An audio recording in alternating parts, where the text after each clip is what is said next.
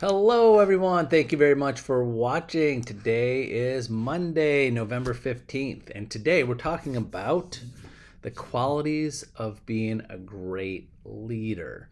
Now, a lot of realtors or people in life, everybody has to be a great leader in something. Leading yourself, leading others. You might not be a leader. Sometimes people just think leaders like political leaders, military leaders, and just those top people. But to me, the word leader, you're leading someone. So, example, realtors. You might be a one man, one woman shop, but you are a leader. You're leading your clients. Every time you have them, you're leading them into their buyer down the sales path to find their house, the home of their dreams, and sellers and helping them with the sale process. And maybe they're buying something. You have to be a great leader for someone to follow you when you're in the service industry. So we are in the service industry. We're here to serve others.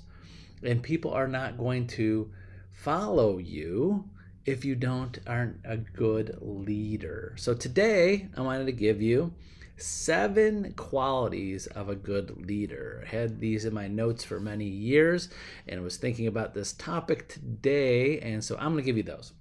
So here are the 7 qualities of a good leader, and hopefully you'll be understand all of them and have all of those qualities, but at least you'll have the knowledge to keep these thoughts in mind when you're working with new clients or in your personal life. You're trying to lead, example, your children. You want to show them by example. So here's some of the things. So number 1, be strong but not rude.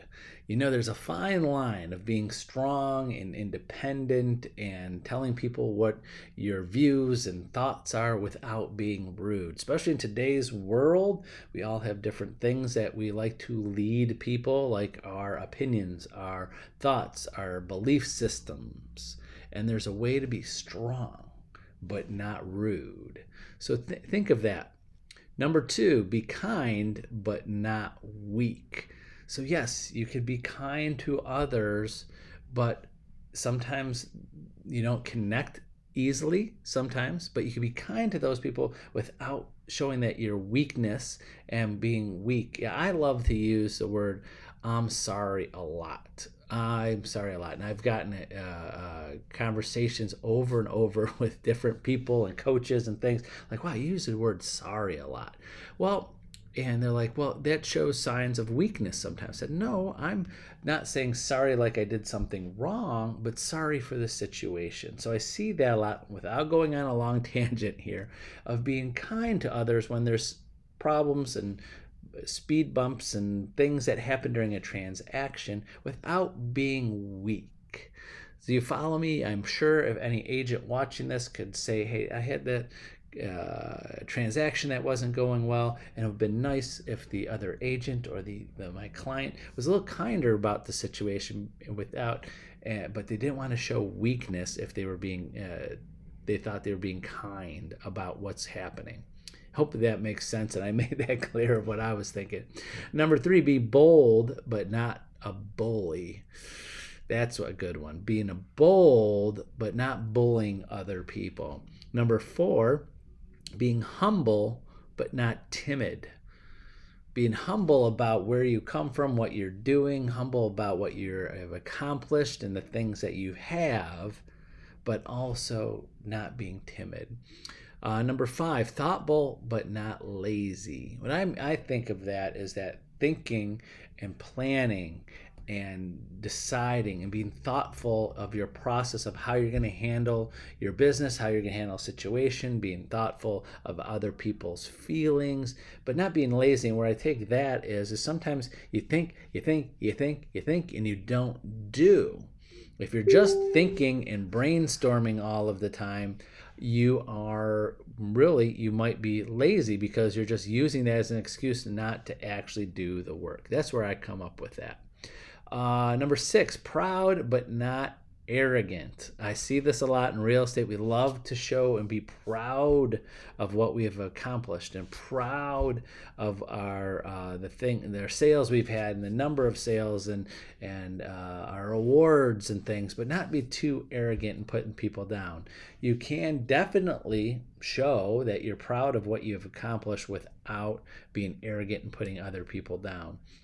And last, this one's kind of hard, at least for me sometimes, is number 7 is have a sense of humor, but don't come off as being silly or too silly or foolish.